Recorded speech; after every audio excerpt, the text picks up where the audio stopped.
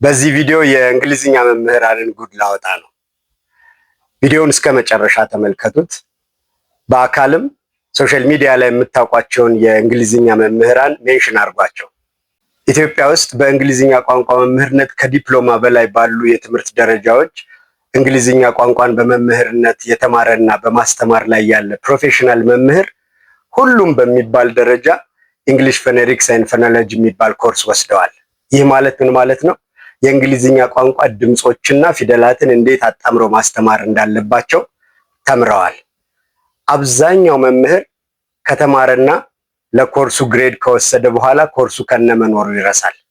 ግን ይሄ በጣም የእንግሊዝኛ ቋንቋ እውቀት መሰረቱ ያለበት የቋንቋ ይዘት መሆኑን ሁሉም ያምናል።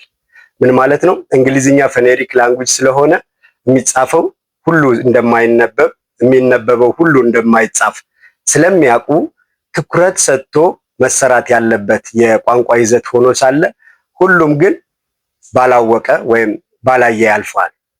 እኛ ኢትዮጵያውያን መሰረታዊ ክፍተት ያለብን ግራመር ላይ ነው ፕሮናንሲዬሽን ላይ ነው ብላችሁ ነው የምታምኑት? እስኪ እናንተ የራሳችሁን አስተያየት ስጡ። በእኔ ትዝብት በአካል መደበኛ ትምህርት ቤት ውስጥም ሶሻል ሚዲያ ላይም በአብዛኛው የሚያስተምሩ መምህራን ለእነሱ የሚቀላቸውን ይዘት እንጂ ለተማሪዎቹ የሚጠቅመውን አይመስለኝም። ምን ማለት ነው? አብዛኞቹ የመደበኛ ትምህርት ቤት እንግሊዝኛ መምህራን ትኩረታቸው ግራመር ላይ ነው። አብዛኞቹ ደግሞ የሶሻል ሚዲያ እንግሊዝኛ መምህራን ትኩረታቸው ትርጉም ላይ ነው። ግን እነዚህ አይደሉም መሰረታዊ የቋንቋ ትምህርት ይዘቶች። ፕሮናንሲዬሽን፣ ከዛ ቮካቡላሪ፣ ከዛ ግራመር እያልን መገንባት ያለባቸውን መሰረታዊ ይዘቶች አስተምሮ ኢን ፕራክቲካል ወይ ደግሞ ተማሪዎቹ በትክክል ወደ ስኪል እንዲለውጡት ኤክስፖዠር መፍጠር ነው የእንግሊዝኛ ቋንቋ መሰረታዊ የማስተማር ይዘት።